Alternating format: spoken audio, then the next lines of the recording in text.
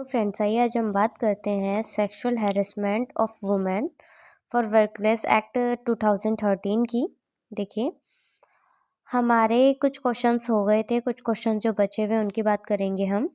कार्रवाइयों की सिफारिशों के विरुद्ध अपील कहाँ की जाएगी? तो देखिए, जो भी सेक्सुअल हैरेसमेंट को लेकर प्रोसेसिंग चलेगी, कार्यवाही चलेंगी, उनकी सिफारिशों के विरुद्ध अपील जो की जाएगी वो सेवा नियम के अनुसार न्यायालय को सेवा नियम के अनुसार अधिकार को की जाएगी। सेक्शन 18 के अकॉर्डिंग सिफारिशों की अपील की जा सकेगी सिफारिशों के 90 दिन के भीतर यानी कि 3 महीने के भीतर।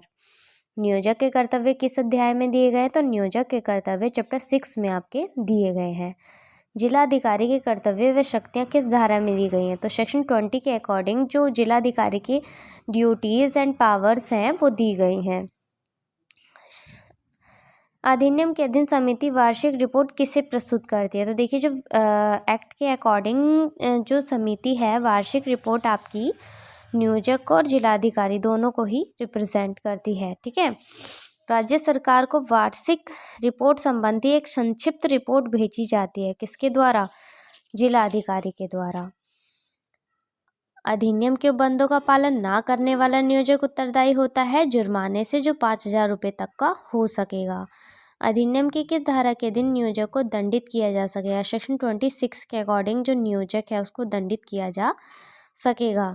यदि कोई नियोजक अधिनियम के अधीन दूसरी बार दोषित किए जाने पर दंडित किया जा सकेगा तो पहला दोषसिद्ध पर अधिरोपित दंड से दुगने दंड के लिए। इस अधिनियम के अधीन दंडनीय अपराध के लिए न्यायालय कब संज्ञान ले सकता है? तो परिवाद किए जाने पर। इस अधिनियम के अधीन दंडनीय अपराध का विचारण कौन कर सकेगा? तो महानगर मजिस्ट्रेट या प्रथम वर्ग न्यायिक मजिस्ट्रेट, ये दोनों ही इस एक्ट के अकॉर्डिंग जो पनिशेबल क्राइम का जो ट्रायल है वो कर सकेंगे।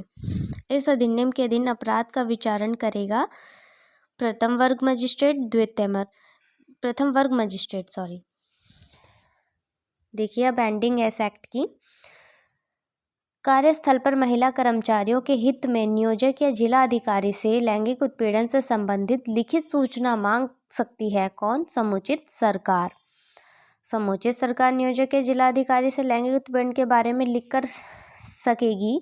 वह सूचना की मांग अभिलेखों व कार्यस्थलों के निरीक्षण में करा सकेगी, सेक्शन 26 के अकॉर्डिंग। ठीक है,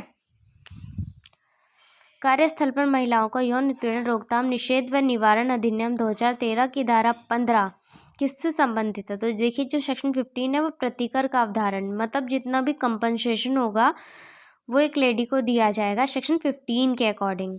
ठीक है, समझ रहे हैं? कंपनसेशन, प्रतिकर।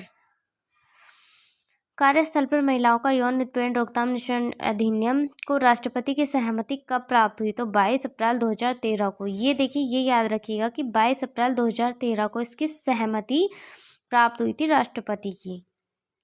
This is last. कार्यस्थल पर महिलाओं का यौन उत्पीड़न निवारण अधिनियम के अंतर्गत कर्मचारी का अर्थ क्या होता है? उपयुक्त सभी, यानी नियमित कर्मचारी भी आते हैं उसके तहत, अस्थायी कर्मचारी भी आते हैं, तदर्थ व दैनिक वेतनभोगी भी, जिनको डेली वेज का दिया जाता है एक्सपेंसेस, वो भी हमारे किसके अकॉर्डिंग आते हैं? कर्मचारी के अकॉर्डिंग आते हैं। देखिए, जो संविदा पे रखे जाते हैं उनको डेली वेजेस दिया जाता है ना। चलिए, थैंक्स।